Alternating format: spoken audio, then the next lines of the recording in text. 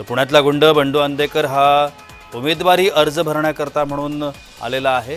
पोलिसांनी त्याला खास बंदोबस्तामध्ये उमेदवारी अर्ज भरण्याकरता म्हणून बंडू अंदेकरला पोलीस घेऊन आलेले आहेत। आता पुण्यामधल्या निवडणुका गुंड देखील लढवणार आहेत अशा पद्धतीची चर्चा आणि संपूर्ण पुणेकरांमध्ये सुरू आहे।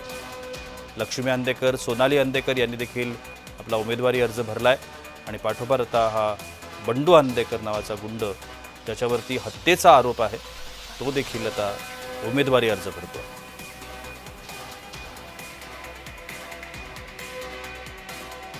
बंडू अंदेकरच्या या उमेदवारी अर्ज भरण्याच्या संपूर्ण घटनेची चर्चा होते पुणेकरांमध्ये, सर्वसामान्यांमध्ये। आता गुंडही निवडणूक लढवणार का अशा पद्धतीचे प्रश्न विचारले जातात।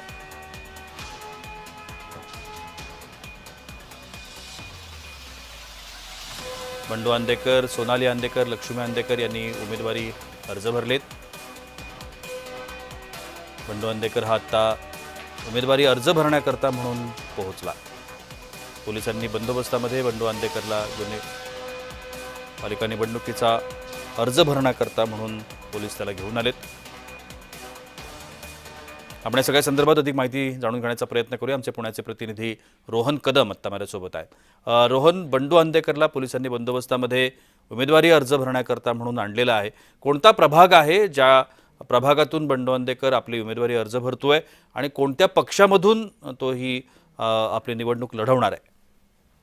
अगदी काही मिनिटांपूर्वी बंडू अंदेकर जो आहे तो प्रसारमाध्यमांच्या कॅमेऱ्यासमोर येत घोषणाबाजी करत जो आहे तो उमेदवारी अर्ज भरताना गेलेला पाहायला मिळाला। नेकी का काम, अंदेकर का नाम अशा प्रकारच्या घोषणाबाजी ज्या आहेत त्या 4-5 वेळा बंडू अंदेकरने दिलेल्या पाहायला मिळत आहेत। आणि अतिशय निवडणुकीच्या पार्श्वभूमी असताना पांढरा शर्ट असेल, काळी पॅन्ट असेल आणि तोंड जे आहे ते पूर्णपणे काळ्या कपड्याने झाकलेलं होतं आणि दोरखंड जे आहे ते दोरखंड लावलेले पाहायला मिळत होते। आणि सगळ्यात महत्वाची बाब म्हणजे त्याला प्रतिक्रिया द्यायची होती माध्यमांसमोर येऊन, परंतु पोलिसांनी माध्यमांचे कॅमेरे जे आहेत ते काहीशे लांब लावलेले आहेत आणि त्यातूनच जात असताना नेकी का काम, बंडू अंदेकर का नाम, विकासाला मत म्हणजे अंदेकरांना मत अशा प्रकारची घोषणाबाजी जी आहे ते बंडू अंदेकरांनी केली। इतकंच नाही तर आतमध्ये जाताना वनराज भाऊ अंदेकर अमर रहे, वनराज भाऊ अंदेकर जिंदाबाद अशा प्रकारची घोषणाबाजी देखील बंडू अंदेकरांनी दिलेली पाहायला मिळते। त्यामुळे आगामी या सगळ्या महानगरपालिकेच्या निवडणुकींच्या पार्श्वभूमीवरती अंदेकर कुटुंबातील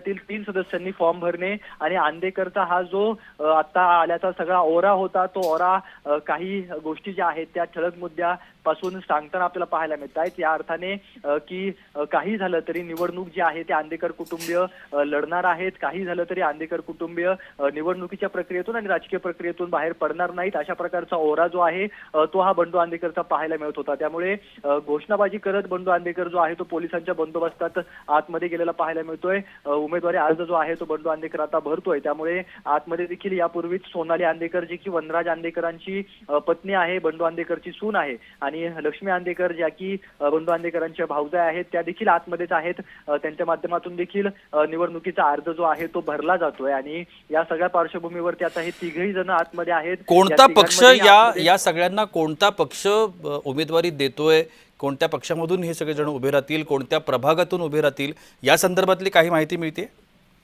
अजित पवारांच्या राष्ट्रवादीतून हे सगळेजण जे आहेत ते इच्छुक आहेत, कारण का वनराज अंदेकर यापूर्वी राष्ट्रवादी काँग्रेसचे नगरसेवक होते। त्यांचा खून झाल्यानंतर त्यांच्या पत्नीला तिकीट मिळणार होतं, परंतु आयुष कोमकरची हत्या झाल्यानंतर काहीसं वातावरण बदललं आणि सोनाली अंदेकर ज्या की वनराज अंदेकरांची पत्नी आहे तिला देखील जेरबंद करण्यात आलं आणि हे सगळेजण आता जेलमध्ये असताना त्यांना निवडणूक लढवायची आहे। त्यामुळे अजित पवारांची राष्ट्रवादी तिकीट देते का हे पाहणं महत्वाचं आहे। त्यांनी तिकिटाची मागणी केलेली आहे। त्यांच्या शहराध्यक्ष सुभाष जगताप यांनी देखील कदाचित क्लीन चिट देऊन सोनाली किंवा लक्ष्मी अंदेकर यांचा आयुष कोमकरच्या हत्येमध्ये काही सहभाग नाही असं सांगितलंय, परंतु हे कितपत खरं आहे आणि खरंच अजित पवार यांना देतात का तिकीट, कारण का प्रभाग क्रमांक 23 यांचा आहे।